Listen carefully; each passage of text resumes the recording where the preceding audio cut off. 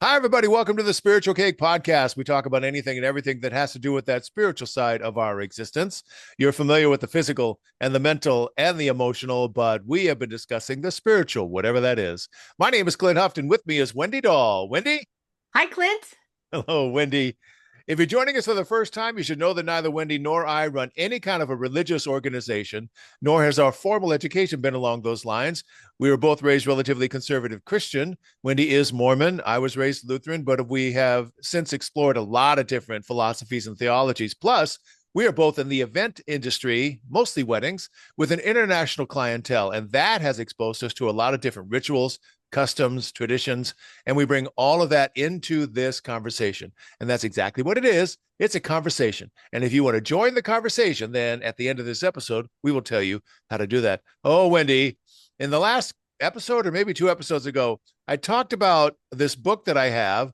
Voila. It's about your birthday and how it could explain your personality. Huh, Are you intrigued? I'm so intrigued. So this is by Dan Millman. It's fascinating because every time I do the formula that I'll explain in a second, it always seems to match the person. And it's more than just kind of like, the typical thing of this is your personality or this is whatever. It's more along the lines of based on your personality, then these are some of the challenges you might face, or these are some of the processes that you work with that may be productive or counterproductive, but it gets more into the personality and the lifestyle of the person and how they look at the world. Does that make sense? Absolutely. So there's a formula. You take your birthday. So mine is April 15th, 1953. So it's 4/15, 1953, 4151953. If you add up those numbers, it comes out to 37. If you add 3 and 7 together, it comes out to 10. That's the formula. It's that simple, but it's amazing because every single combination of numbers has its own chapter. This is 3710. Can you read that? Oh, wow. Yeah, 3710, and that's me. I did you. It added up to 36 9. 3 plus Nine. 6 is 9. Yeah, Okay. 36 9. Oh, are you familiar with this system? No, but I know like sometimes in numerology, what they do is they try to figure out like your birth date and then they use like there's a numerical equal to every letter. I'm always intrigued by this stuff. And so I'm trying out math and seeing like, oh, is this me? Because I mean, who wouldn't be curious to know if this author has me right? Absolutely. At the beginning of the book, he talks about the Pythagorean system, which is a Really? numerical system. And I think a lot of numerology is based on the Pythagorean system. I'm not going to Hmm. get into the details of that, but if you wanted to look that up, then you can kind of see the foundation, I guess. So the copyright on this book is 1993 by Dan Millman. So that means that before he wrote the book, he's been working this system for decades. That's how the book got created. And so what does he call that? Empirical evidence. He says right up front, this is not scientific, in terms of blind studies and all that kind of stuff, but it just every time he does it, it seems to fit the person that he's working the formula for. All right, so you're a 36 9. The very first thing it says, understanding. Oh, by the way, 9 is integrity and wisdom, 6 is vision and acceptance, and 3 is expression and sensitivity. I've Wow. known you for a really long time, and that kind of That's fits. me. That fits, yeah. Yeah. Okay, your life purpose. Those on the 36 9 life path are here to work through issues of emotional honesty, perfectionist ideals, and self doubt as they learn to live in accord with the wisdom of their heart, thereby serving as an example of integrity in their daily life. A major challenge is finding out what they really feel in contrast to what they think they should feel. Have you gone through that process? I would say the first time I noticed or experienced that was in college. Yeah, it was an internal battle over pessimism and optimism. Have I ever told you this story? No.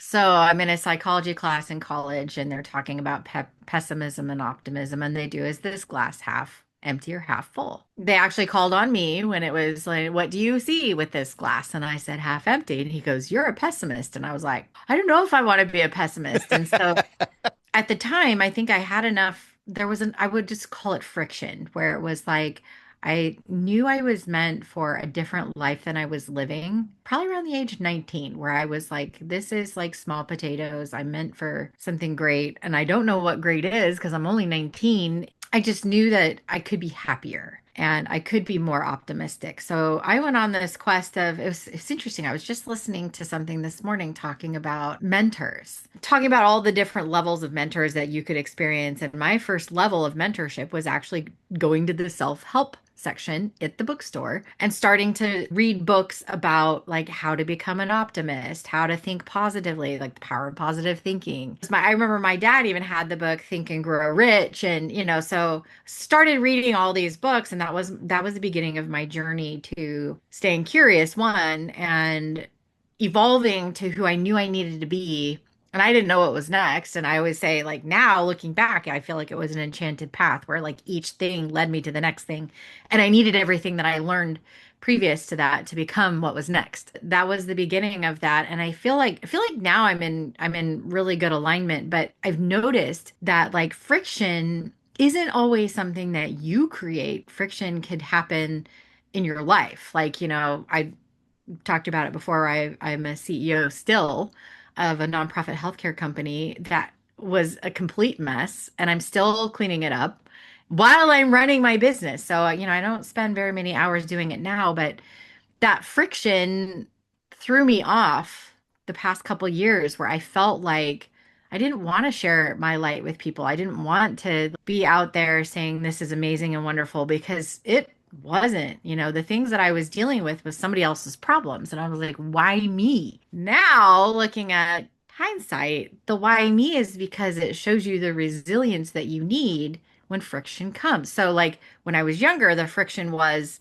living at home, living under the parents' rules, trying to do, the life that I wanted to give myself the trajectory. Because, in my generation, we didn't have parents that paid for college. I mean, maybe some kids did, but we were all self-made. So the challenges were greater and different than I feel like my kids have experienced. But then this challenge of closing down somebody else's messy business was also something that I'm like, where'd this come from? But on the other end of it, I'm like, oh my gosh, I literally applied the principles that I live by and I'm okay, and everything's gonna be okay no matter what happens. You said a couple of things that I think are interesting. First, let's go back to the half empty, half full. Hmm. Neil deGrasse Tyson, who I really like, he's that astrophysicist and he's been everywhere. He's a frequent guest on all kinds of talk shows and he's got his own podcast and whatever. He's very comfortable sharing ideas and concepts. The whole thing about is the glass half empty or is it half full? He said something that I thought was brilliant. He said, well, it depends on what happens next. Like if your goal is to fill the glass, Empty the then it's glass. only half full. If your Right. goal is to empty the glass, it's only half empty. So it just depends on what happens next. And I I thought, love that. there you go. It's putting it in context. Like what I call thinking small, thinking big. If you think small, it's just the question that's been presented to you. But if you think bigger, then you're thinking about because of what? That's the first thing. The second thing is, I think it's interesting about friction. My mom planted a garden in our backyard and we had a cat. One of the things that mom planted was carrots.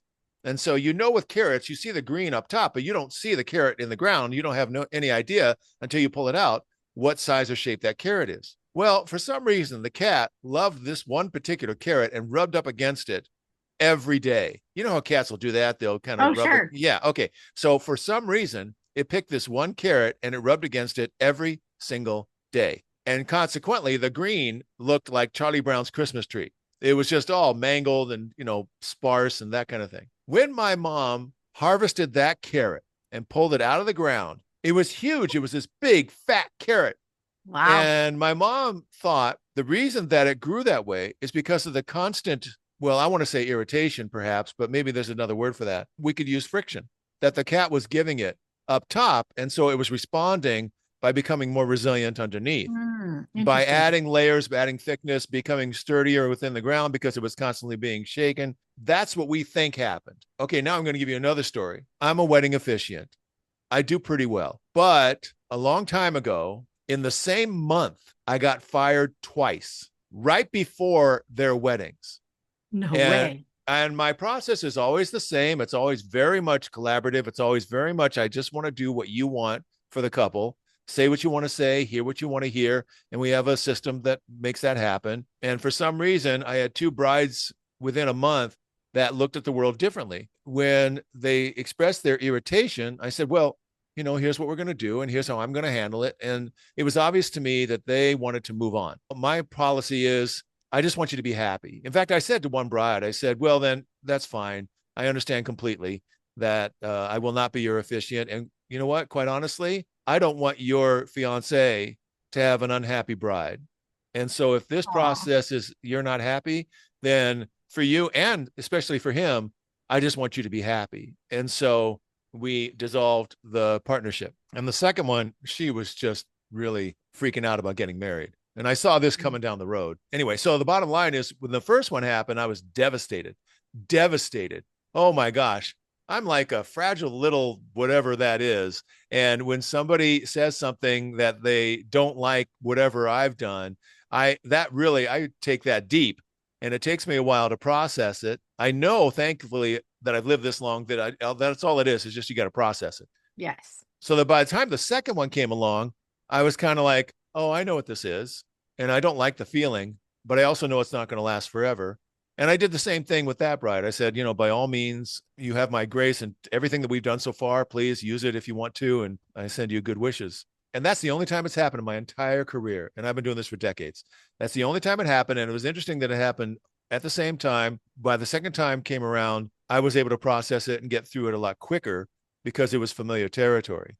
And so I think that's kind of what you're talking about in regards to things that happen to us. Human beings adapt to whatever's going on both positive and negative. Sometimes they say that one of the problems with addiction is that whatever is giving you pleasure is not going to give you the same amount of pleasure because you're starting to adapt to the pleasure. Does that make sense? Yeah. And so I think that, it also goes with the other thing where if something gives you friction and you have emotional distress or frustration, that's why I like the current business practices, especially online. All the business consultants are saying, eliminate all the friction of the buying process. If you go to your own website and it takes you 10 clicks to get to the price of a thing, that's too complicated. Make it really simple. I think in our lives, we are already wired to adapt.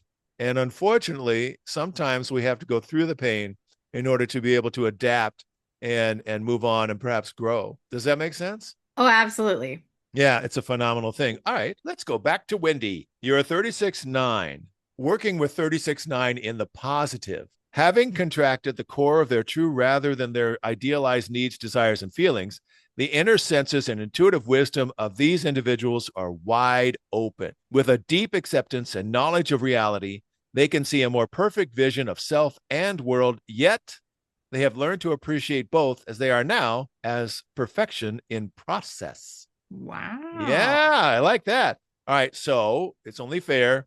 Working 36-9 in the negative. These individuals live to please others. I've never thought of that about you. Do you think that about you? There was a time where that was true. I was probably also younger, like in my teens and 20s. But I think I realized that like I was always giving up what was making me happy to make others happy. And in fact, Oh, so there you go.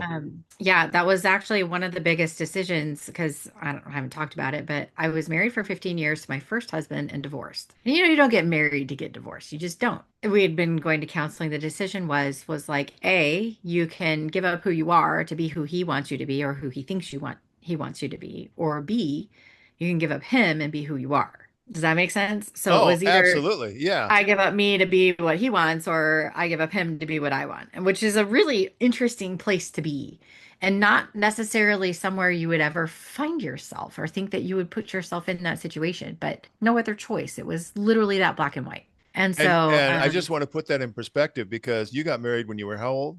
21. Yeah. Yeah. Holy moly. I didn't even meet my wife till I was 44. And that Really? whole thing, oh yeah, that whole thing on an airplane, that whole thing about knowledge is when you learn from your own mistakes, but wisdom is when you learn from other people's mistakes. Well, you didn't Hmm. have that. You didn't have that opportunity. You were No. young. You were really young, and to kind of figure out and go through that ride. And so I'm guessing when you met your current husband, his attitude was different. Oh yeah, he loves me for me. Yeah. All the different facets of me. The one that's the CEO, the one that runs the wedding planning business, the one that's his wife that sits next to him at baseball games. It's like, I was today years old when I learned this.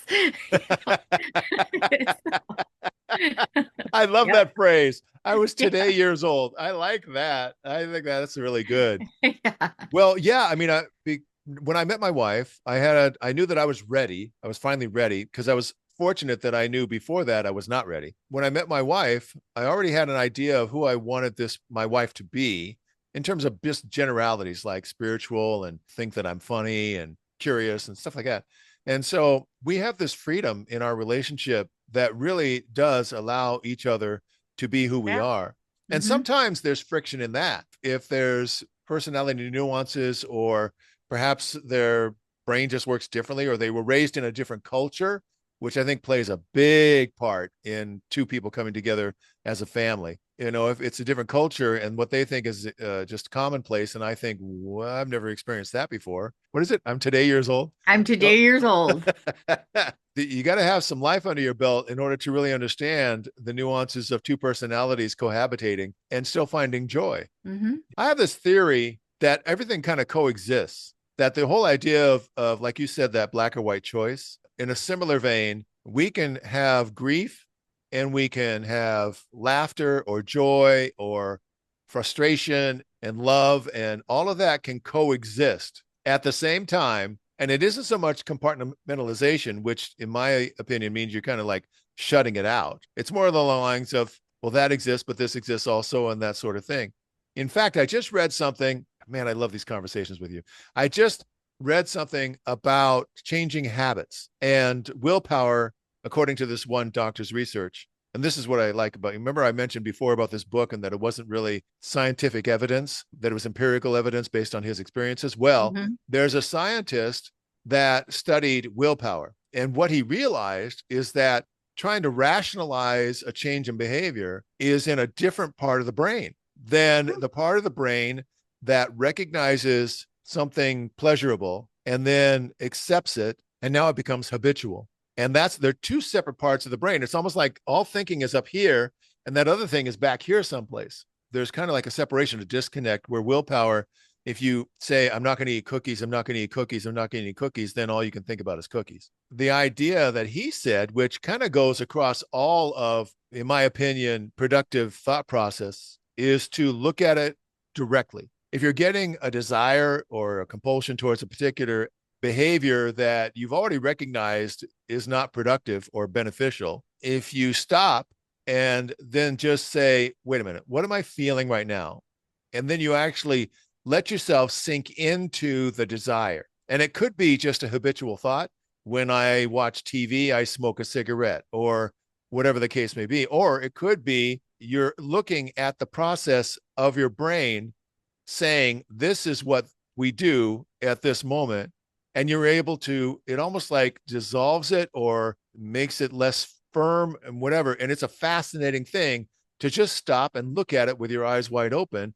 In his research, that has been way more productive in regards to changing a behavior. Does that make sense?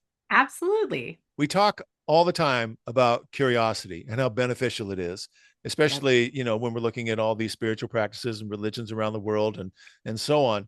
And it's the curiosity that I think, did you ever watch Ted Lasso, the TV show Ted Lasso? Everybody keeps telling me that I need to watch it because they said that I would be like Ted Lasso. And I was like, that sounds like a great show, but I You just will don't love watch it. much TV. Will I?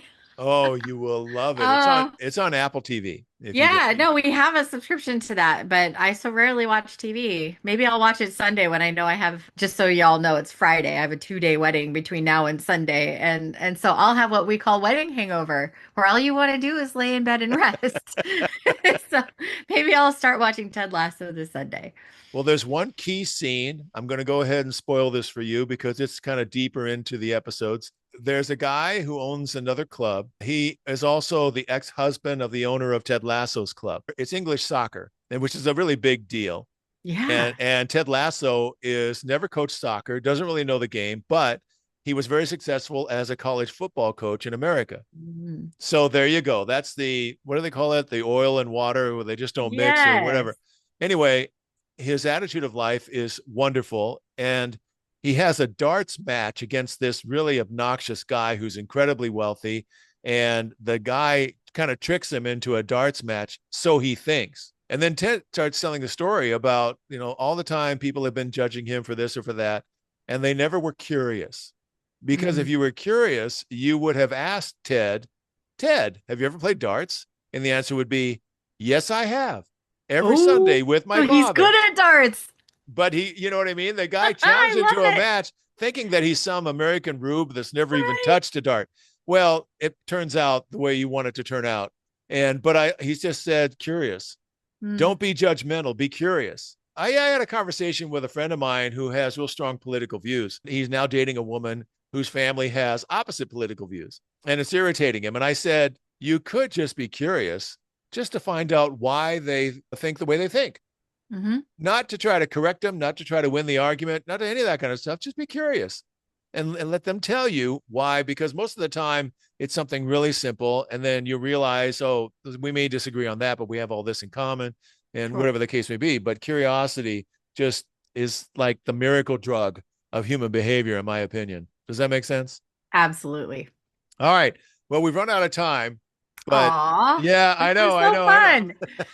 fun. I think maybe not right away, but maybe we'll get back into the book and we'll dive a little deeper into what the book says we're supposed to be doing with our lives Oh, nice. at this point in our life. All right, Wendy, tell everybody how they get in touch with us. You can find us at spiritualcake.com, where you could go back and listen to or read any of our previous episodes. You can click one of the two social media icons and join us on Facebook or Instagram, or you can send us a message requesting a topic or even to join the conversation. Absolutely. And when you do join the conversation, please know we welcome you with open arms. That's it for this episode of the Spiritual Cake Podcast. This is Clint on behalf of Wendy. We will see you next time.